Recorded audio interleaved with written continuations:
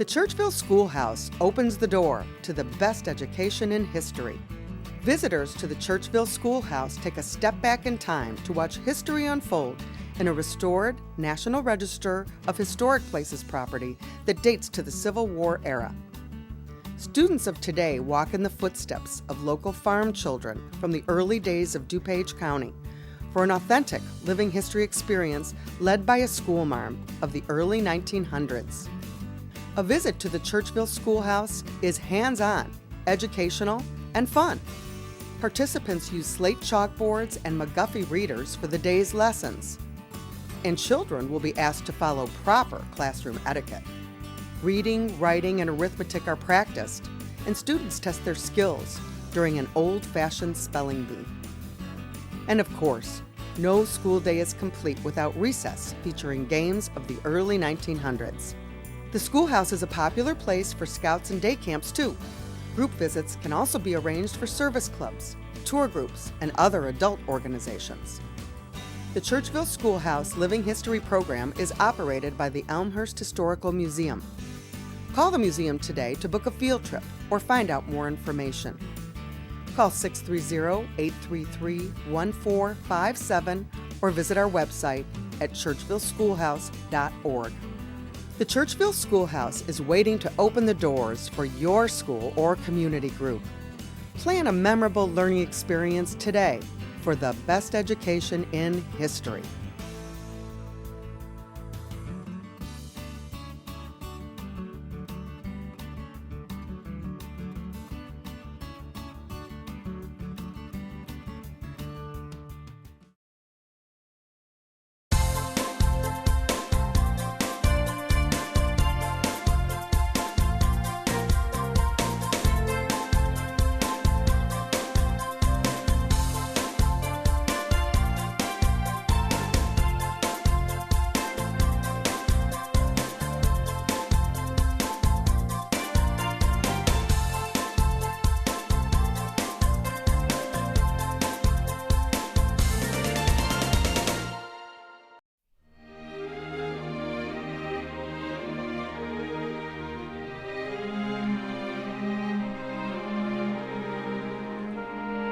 Welcome to Elmhurst Time Travelers. I'm Ken Bartels, your host, and today we're talking about athletic programs in Elmhurst and their histories and their stories. And to do that, we have 4 athletic directors. I'm going to let them self-introduce. Rob Wagner, York High School, home of the Dukes. Paul Krohn, Elmhurst College, the Blue Jays. Jack LeGrand, Timothy Christian High School, home of the Trojans. Tom Schergen, IC Catholic Prep, home of the Knights. Gentlemen, welcome to Elmhurst Time Travelers in the Churchville Schoolhouse. I'm delighted that you could find time from your busy fall schedules to join me for a few minutes. Before we talk about your programs and some of the histories and stories and some of the other things, I want to know a little bit more about you. So if you would share with our audience how long you've been an athletic director, just as a way to start. I've been an athletic director for 11 years, but 4 years. This is start my 4th year at IC. I've been a middle school athletic director for about 26 years. This is my first year as a high school athletic director at Timothy. Since 2003, I've been the athletic director at Elmhurst College. Prior to that, from 93 until 2003, was the head football coach at Elmhurst. I've been at York for 14 years, started my 14th year, and I've been the athletic director for 6 of those 14 years. Did you, when you were starting your careers, either at your respective schools or earlier, did you envision being an athletic director? I truly did. When I went to college, I wanted to be the varsity basketball coach and the athletic director. Coming out, it didn't work that way right away as I went in, and I was the middle school athletic director, and then now at Timothy, I am the varsity basketball coach as well as the program athletic director, so it's pretty exciting. Timing's never perfect. There was probably plans for that, but football and sport was what my intentions were with the ambition, yes, one day to be athletic director. However, it did cut the coaching career short, and it's been time well served. Ken, I've always wanted to coach and started my career coaching, and opportunity fell in my lap where I had an opportunity to go into administration and So I did that, and it limited your ability to coach, so I went into athletic administration and been part of it ever since. Yeah, going through college, I knew I wanted to be a teacher and coach, and I had an opportunity out of college to become an athletic director the first year out of college at a small girls' Catholic school on the southwest side of Chicago. And that first year, I never went back. That was proof to me that that's the right field for me. So it's duties as assigned with athletic directors. I know that from personal experience. Did you all also coach at some point in time? I know you just mentioned that you did. Right, I coached soccer through the years. Soccer? I've been a head coach for boys and girls. And I know you're head basketball coach now. Basketball coach now, and been doing that for quite a long time. That's been my primary sport for coaching. Prior to collegiate experience, I did a lot of coaching at high school, and then on the collegiate level, coached football in an assistant role, and then also as a head football coach. Coached several years before becoming an athletic director. I coached football, wrestling, and track. So did 3 sports for several seasons. I actually started out at York as a volunteer coach and worked my way up. So AD at your respective institutions,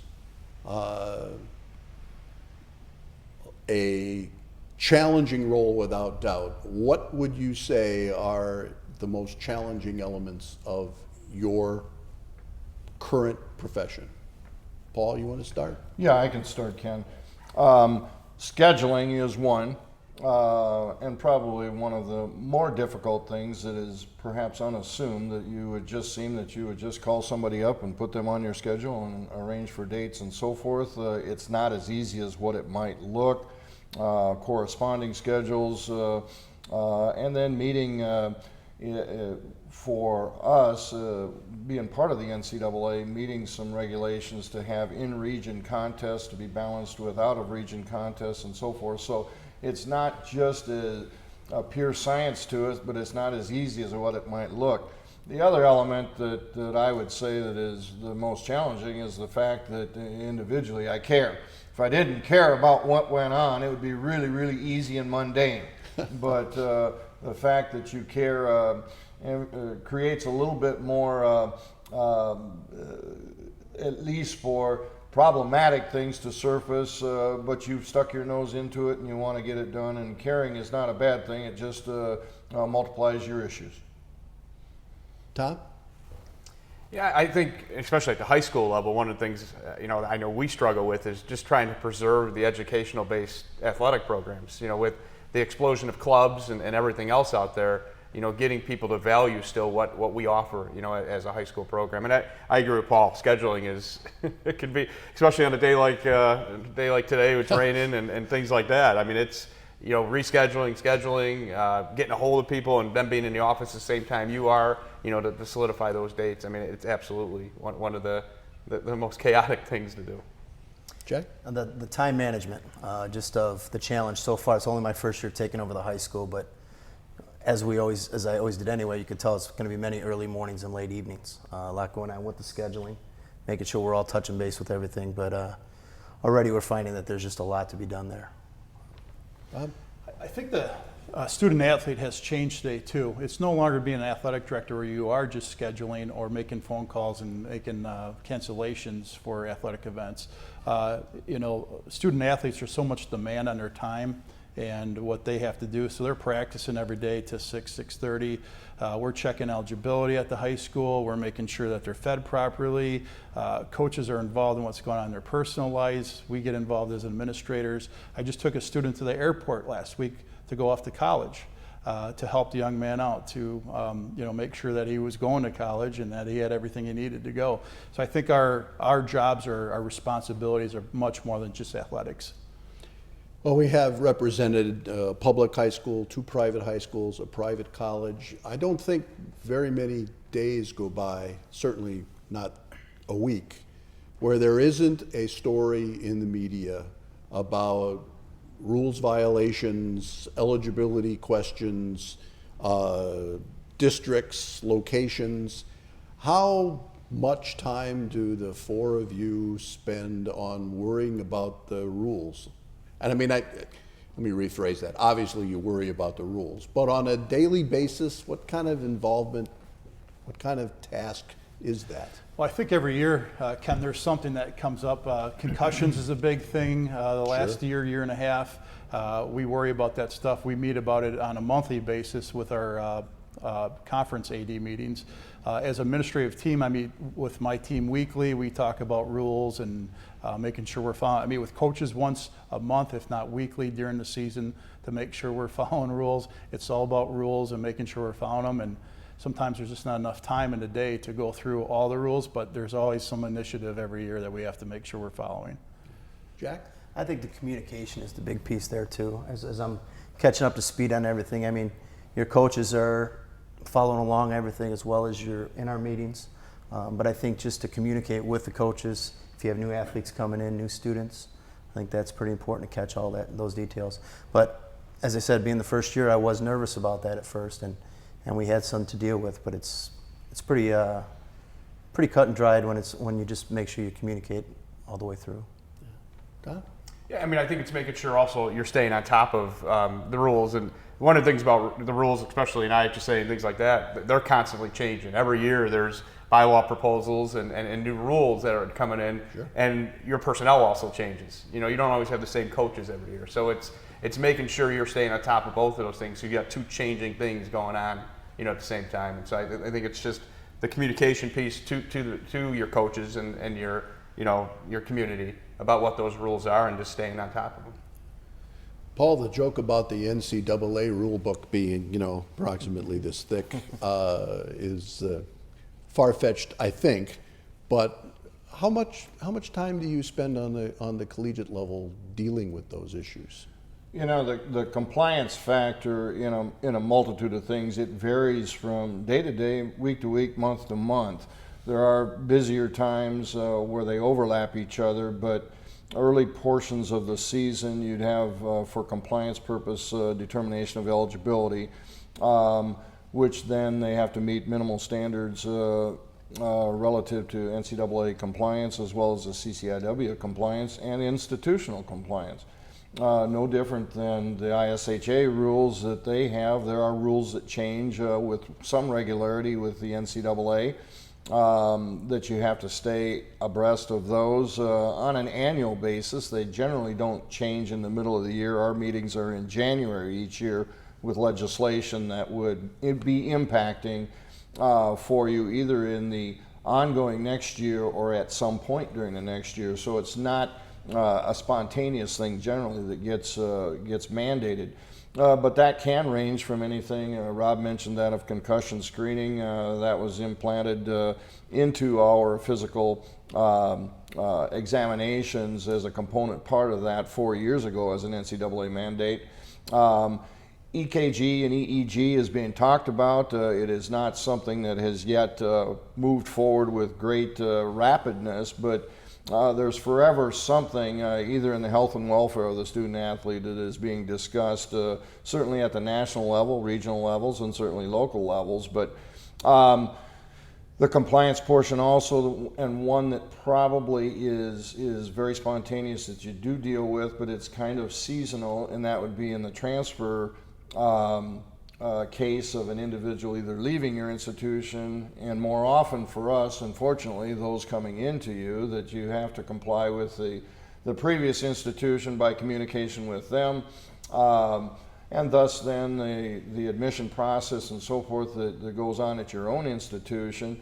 But if you should have someone that would depart from your institution, you're going to have to communicate with the second institution relative to that of information they will need to certify their eligibility in the transfer case. So there's always something that compliance and or of rules that will be you're dealing with. It's just hard to say that when I go back to the office now after this that there won't be something I won't be dealing with that could be a rule. But it's many times seasonal related, weekly related, monthly related, and sometimes spontaneously related. You just have to be prepared.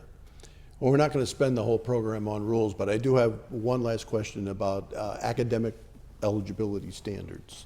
I know, at the collegiate level there are certain ones? Does that exist at the high school level as well? And if it does, what is it? So the IHSA mandates that a student must be passed in at least 5 core classes to be eligible. So I think all of us follow that as a minimum requirement. At York, that's what we follow. And I have eligibility that's pulled every week, and I call students down and I meet with them, and we talk through their grades and their classes and what's going on, and then make a phone call home. If they're ineligible for 1 week, and then we check that every week. If they don't pass 5 core classes for the semester, they're ineligible that entire next semester. Okay. Is that And we're the same. We're the exact same. okay? Yeah, we do weekly eligibility checks. Sure. Because we're trying to work on the whole student athlete and make sure they understand that that's what they are. You know, they're at Timothy to be a student before they're an athlete. Paul, yours would be a little different. Just a little different. It's with regularity of grade checks. However, systematically, they are certified at the beginning of a semester. They have semester requirements for the accumulation of 12 hours or greater and a 2.0 or greater, and those are NCAA mandated rules. And then on an annual basis, they must acquire 24 hours at 2.0. So as you move forward and using a common denominator of 12, 24, 36, 48, and so forth onward at 2.0, they have opportunities, obviously at the collegiate level, and particularly with us, with the January term, of making up time and hours into a next semester.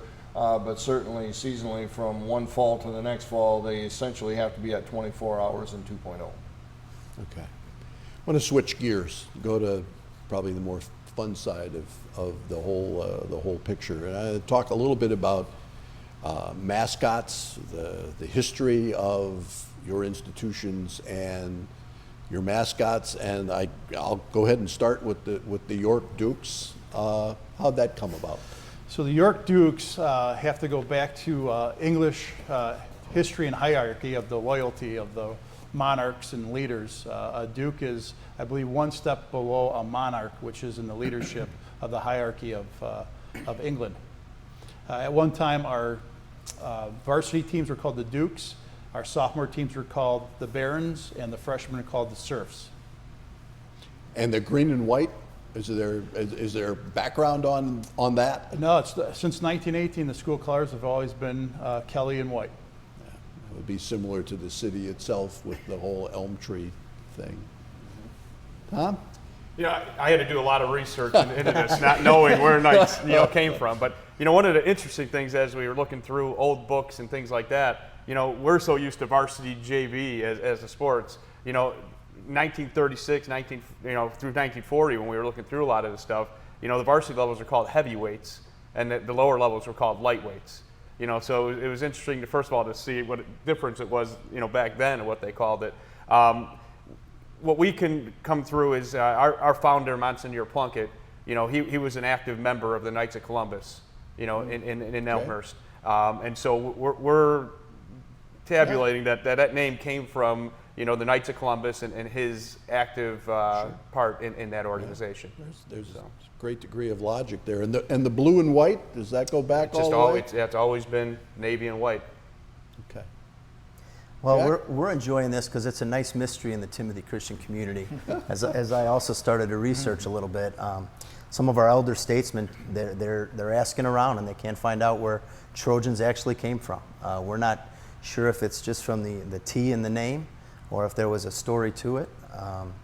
It's pretty fun in a way because some of our people who've been around the Timothy community for a while are somewhat excited, asking around, trying to track this down right now. So we don't know right now. We've always been red and white, fight for the Trojans. But yeah, we really don't know the answer right now.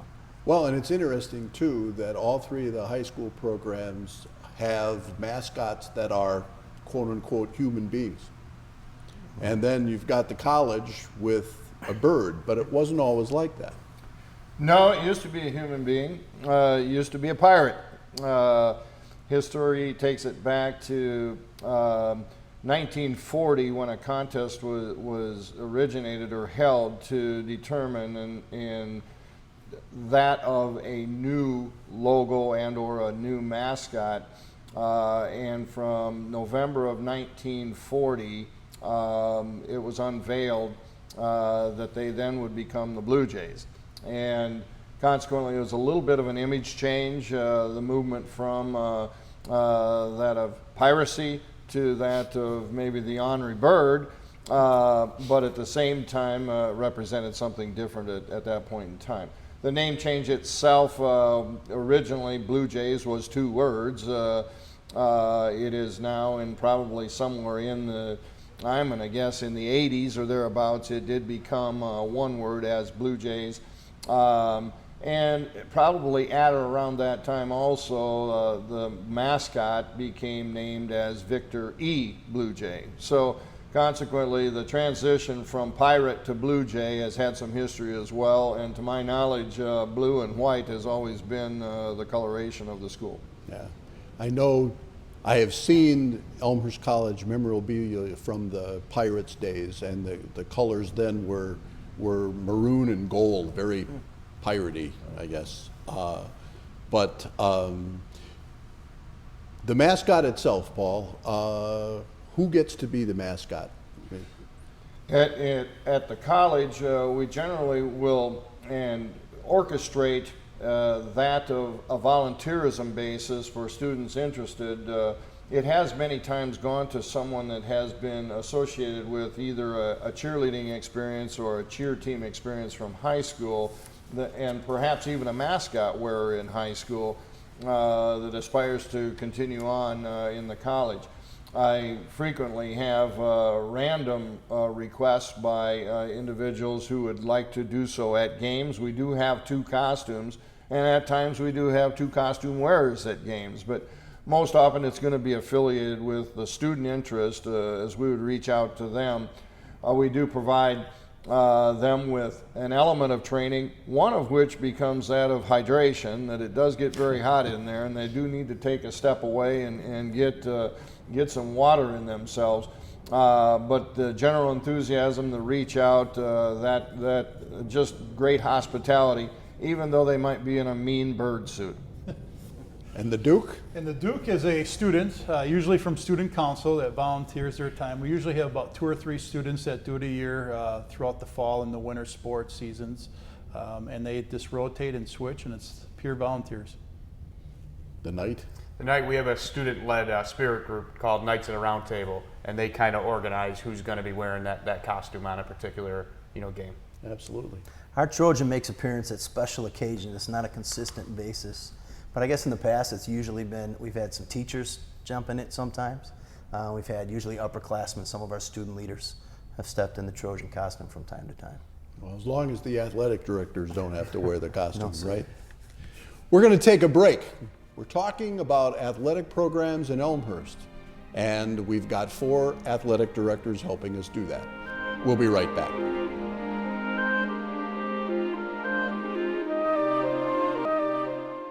Visit elmhurst.org to explore the new City of Elmhurst website. Find out the latest Elmhurst news, pay utility bills and parking tickets, report concerns, and much more. Elmhurst.org is an ideal way to discover what Elmhurst offers your business, your family, your life.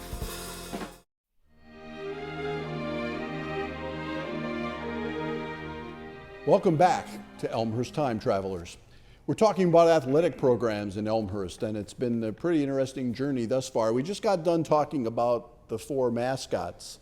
Now I'm interested in the fields. Now I know 3 of you have named athletic fields. Timothy Christian does not, and Timothy Christian, you have soccer as your primary fall sport. You don't have football, I guess. That's correct. Is the way of going. So I do need to have just a bit of time about why is it Plunkett Field. You alluded to why, but go ahead. Well, 2 years ago, we did a major renovation of that facility, and the name of the facility now is actually Plunkett Athletic Complex, and Plunkett is derived from our founder, Monsignor Plunkett, who opened the school and operated the school, in the early years. So, and then our football field is actually named Lewis Stadium, and that's named after our legendary football coach, Jack Lewis. Rob? We have 3 athletic areas that we have named. Our football field, or stadium, is Clarence D. East Field. That is named after Clarence D. East, who was a track and football coach in the 50s. I believe he retired in 1959 from York. We have Dick Campbell Gym, which used to be our green and white gym. Dick was a basketball coach at York and had some winning seasons and was very successful, so we named our green and white gym after Dick Campbell. And then, of course, everyone knows Joe Newton. We have the Joe Newton Fieldhouse. Joe Newton is starting his 55th year at York High School, has won 44 state trophies, 28 first place trophies, and we named the Fieldhouse after him when we redid our building 11 years ago. Paul? At Elmhurst, the renowned Langhorse Field is in honor of Oliver Pete Langhorst, a legendary icon of the college for many years as a coach, as a teacher, as an administrator. A wonderful gentleman that has since passed, but the field is named in honor of Pete. The gymnasium does not hold a name. The name of the building, however, is, and that's R.A. Fagnall, Robert Fagnall, who recently just passed himself. But Pete was a wonderful man, and we feel very honored to play on that surface, run on that surface, compete on that surface. It's interesting, not that many years ago, you would have found no artificial turf fields in town, and now, off the top of my head, there's, I think, 5 if you count the 2 that are up in Barron's Park. Is that the wave, and does that make 3 of your jobs easier? I know it's raining as we're taping this, and Jack's fretting about what he may have to cancel if it keeps raining. The other 3 of you, those fields drain pretty quick. Instantly. That's quick. Instantly. I think, and you asked the question about does it make the job easier? In terms of playing surface, it does, but it also adds another component of scheduling. Because now the field can be used even more, so there's more user groups, there's more teams, and there's more people trying to get out on the field, and so it adds a little more component to the scheduling, part of it. Go ahead, Rob. Yes, it makes it convenient for teams to be out there in weather when it's inclement weather, but it also creates scheduling issues, as everyone has mentioned, and also being around residential areas, then we have people that want to stay out there, turn the lights on, and they have announcing and some of those issues that go with the turf problem. But I think it's a great thing whenever you can keep students engaged in something. We call it our largest classroom, having a turf field, because our PE classes use it. There's kids constantly on it for 12 hours a day, so it's a real convenience for us. And I would ditto everything they say.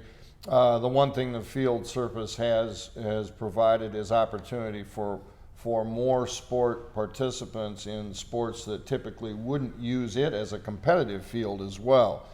Baseball and softball utilize the football, presumably football, soccer, lacrosse field, but it has advantaged them for times when natural grass would not have been in a state of condition ready to play. So I echo what these guys say. It does extend the time that much more and the demand by means of outside users. The one real definitive advantage, however, is even though it might be gray, overcast, and raining, they know as participants that really underfooting and that of the fact that they won't get muddy is a true benefit. I want to switch gears again and talk a little bit about your respective institutions and what I'll describe as the most recognized sports. I understand fully that identifying the most important sports at your institutions runs the risk of all sorts of issues.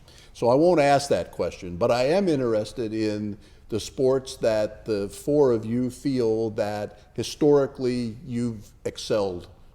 And Tom, we'll start with you. I think when people look at IC, girls volleyball comes to light right away. Jean Field, who was our head coach for 39 years, just retired 2 years ago, and she amassed 5 state titles and a couple third place finishes, and so that's a program because of the stability of a coach and the program that she built. I think people associate right away with girls volleyball. Football in the last 15 years has also become a program. They've won 2 state titles in 2002, 2008 that has really started to really become one of those sports that people, see ICS. Timothy? Timothy, I think when we started our high school in 1952 in Elmhurst, from Cicero area, Right. We had basketball was the primary sport because it's our primary winter sport. So that's been the most recognizable. And I think back in the 70s, around 74, and those years, Coach Don Greenfield was at Timothy for a very long time, and they had some good state tournament runs. Then we had in the 90s, our girls track team had a few state titles there in a row. And recently, a lot of our programs, our girls volleyball team had the most wins in school history last year. And our boys soccer team, they have a state title and a couple second places in the last 5 years. And our cheer team as well. So kind of roundabout, a lot of our programs are competing well at our levels. But I think basketball was the primary sport at Timothy, and still kind of is. But a lot of our programs have just excelled recently, so it's been real exciting. Paul? Well, it's a delicate way to answer questions, but much like what Tom had said, a national championship has been won by Elmhurst College in volleyball, so that is a paramount and a recognized sport at the college, and has been traditionally through the course of many years. I think there's been transitionary things that have allowed for this sport, that sport, or another to succeed at very, very high levels that may at one time had not, but the resurgence of football certainly is clearly visible with consistent play there, and a conference title in 2012. 2012 was a banner year in that volleyball, football, men's wrestling, and men's tennis won conference titles, the first ever for the college to have 4 conference titles in 1 year. Wrestling had advanced to national prominence that year in actually placing second at the national level with 2 national champions. The emergence of other sports, however, has clouded to say what is paramount, what is not. Certainly with the 2 most recent sports, that of men's and women's lacrosse. Within the last 12 years, the emergence of men's and women's soccer, both very, very strong and stable programs. That the well-roundedness that was spoken about of their sports programs, we're proud of them all.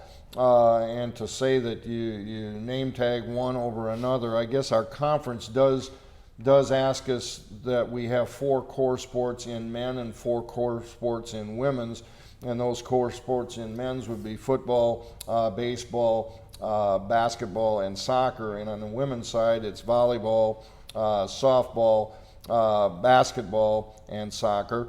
And so consequently, then you also are required to have 4 other sports additional to that. So when you got 16 of them accounted for, they're all important. Doesn't mean that the lacrosses, which are not core sports and referred to as secondary, sure, and or wrestling, which 4 of the conference schools have, and our women's bowling team, which we're the lone one in the conference, I got all 20 of them covered. Absolutely. Rob? Well, Ken, we have 30 sports that we offer at York, so I want to be very careful and say which one is the most successful. They all are. But in regards to just looking at what you rate success on, if you look at trophies, everyone knows our cross-country programs and our track programs have been very successful with the amount of trophies that we've won the last couple of years. Like I said before, Joe Newton, our legendary cross-country coach, has started his 55th year. Out of 55 years of coaching, he has 44 trophies, 28 first place championships, 12 second place, and I think 4 third place, if my math is correct. So it's hard to keep up with it, but in regards to success, state championships would have to go to Coach Newton, what he's done in his coaching career. But our girls' sports are just as strong as our boys. We've, the last couple of years, our volleyball programs, our girls' soccer programs, our girls' track program, both the lacrosse programs are doing very well for being new programs, so they're all successful in their own unique way. Looking out in terms of a crystal ball, Paul just alluded to some relatively new sports at Elmhurst College. On the horizon, what do the 4 of you see as sports either that you might be considering or sports that are currently not offered that are out there? Well, Well, we just started boys soccer this fall, so we've just added a new sport. But I would say, lacrosse is definitely a growing, sport. We have boys lacrosse. I would only imagine, down the road, girls lacrosse would be soon to follow. I know one that we hear a lot about too is boys volleyball. And I don't know, we've had some interest, and I think we're getting close to having to pursue, what that looks like at our place. Sure. And then, of course, facilities start to play absolutely into that. Jack? Yeah, facilities and coaches and our size and our enrollment all kind of dictate that. But similar to Tom, I think boys volleyball has been discussed a lot lately around our school. There's still some individual type sports. I don't know if we get a full team, but Timothy used to have wrestling that was talked about a little bit. I don't know exactly crystal ball what will happen in the future, but those are kind of the hot ones right now. Rob? Well, we've added a couple of sports. Most recently, the lacrosse sports. We just added a few years ago. That was a club sport, and now we've taken on at the high school and had success. We added Special Olympics basketball last year because of the ever-growing number of students with disabilities that want to participate. And the HSA, obviously, with the new sports they're adding for the state series with swimming and track. So we have to make sure that we can accommodate student interest. A couple of sports that I think may be on the horizon for York, if I were to guess by student interest, is we don't have a boys badminton team. We have a girls, which has been very successful, but the boys have asked. And we don't have a boys bowling team. We have a girls bowling team, but not a boys, and they keep asking every year. Ultimate Frisbee is also one of those sports that is currently in activity that has gained a lot of interest throughout the last couple of years. And we've had teams that we've put together and competed that have done very well, and that is becoming very popular. Paul? Well, with the recent additions of men's and women's lacrosse, I don't want to say that we're at a crossroad or an end. There will be ongoing discussion here many times, and at the collegiate level, the aspiring and growing sports. One is that of men's volleyball, been talked about, but all of us, irregardless of whether high school or college, need to be respondent to Title IX opportunities. So as you'd add a boys or girls sport, men's or women's sport, they have to be equal opportunity. And it becomes a little bit more difficult then by means of what is the next thing. The one emerging sport, however, that would be gender compliant for us, if a men's volleyball ever did appear, could conceivably be a new sport as recognized by the NCAA, and that's decathlon, where number of participants might not be as many on a team, but it does allow individuals to compete.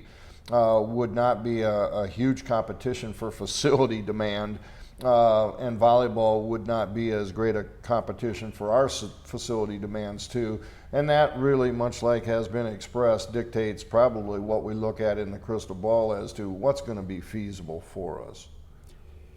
As athletic directors, how conscious are you of the, if you will, public image of your student athletes in the local community as well as beyond? I mean, all of you are in athletic conferences, the two of you are in the same conference. Do you work to make the student athletes aware that they are representing the institutions as they go out and compete, or for that matter, as they're just out doing their daily routines with your schools, adorned all over their bodies? Rob? Absolutely. We have student leaders. We do different things with leadership constantly. Our coaches are always talking about making good decisions and being good citizens.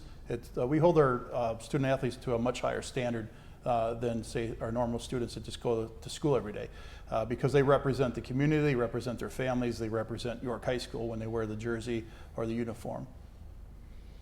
Jack? Yeah, it's very, very important for us. Being a private school, our jerseys all say Timothy Christian on them. So we have a responsibility to represent our school, represent our faith. We just have a great opportunity there.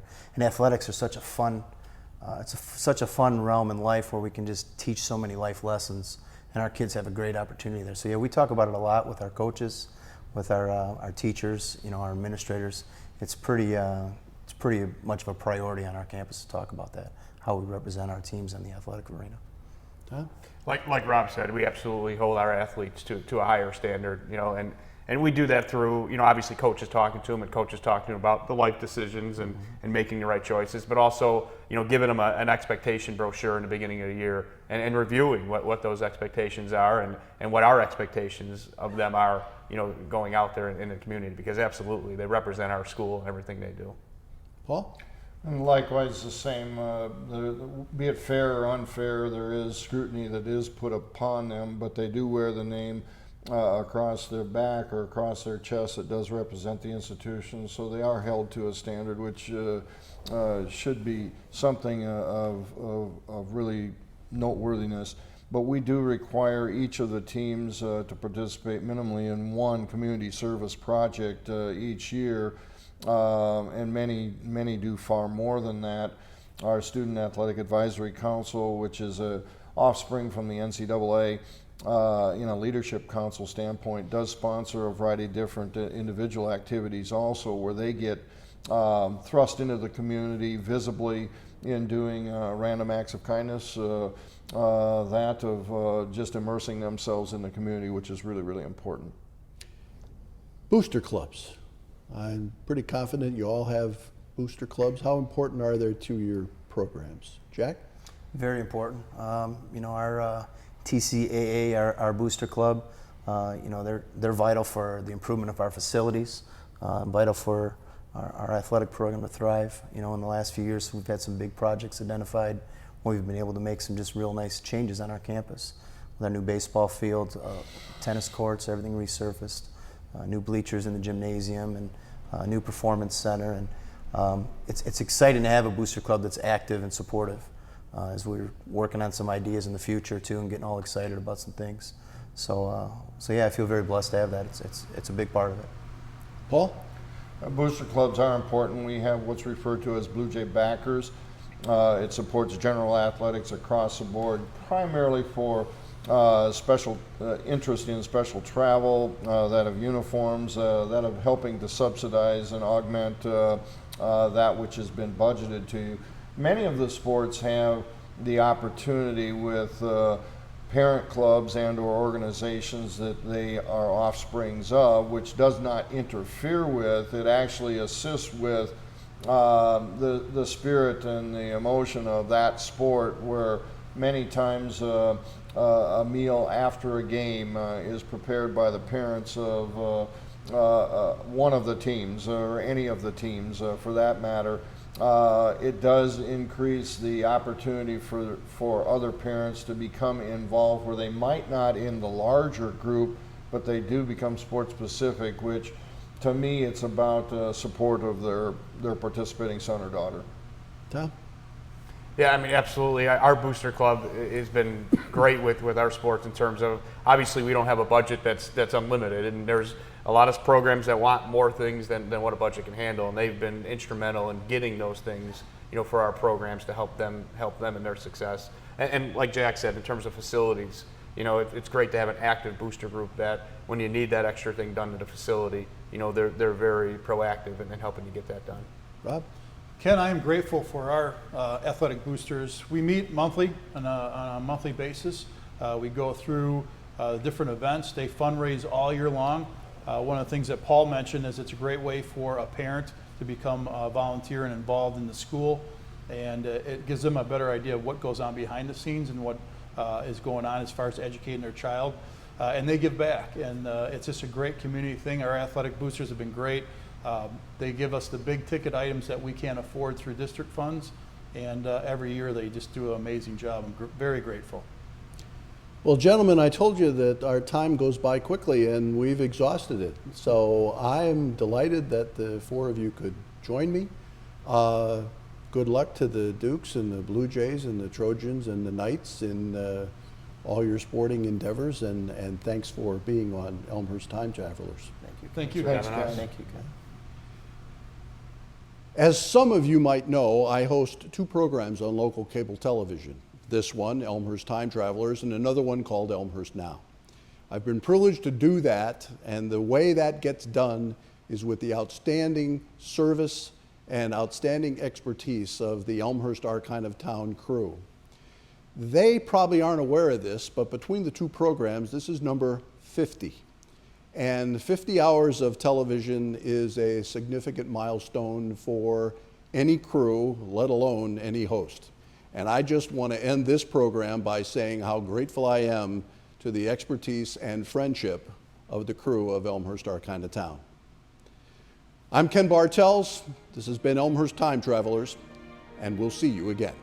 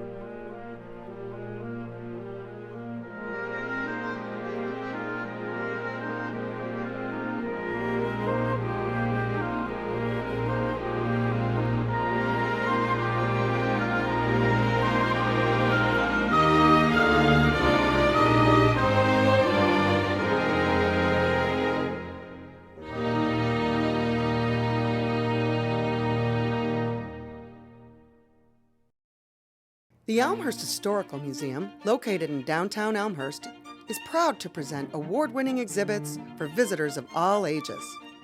Our Adult Tea Time Talk series, family programs, and special events make learning about history interesting and fun. Admission is free, and on-site parking is available. Visit the Elmhurst Historical Museum soon. Call us today, or go to our website for the latest program details.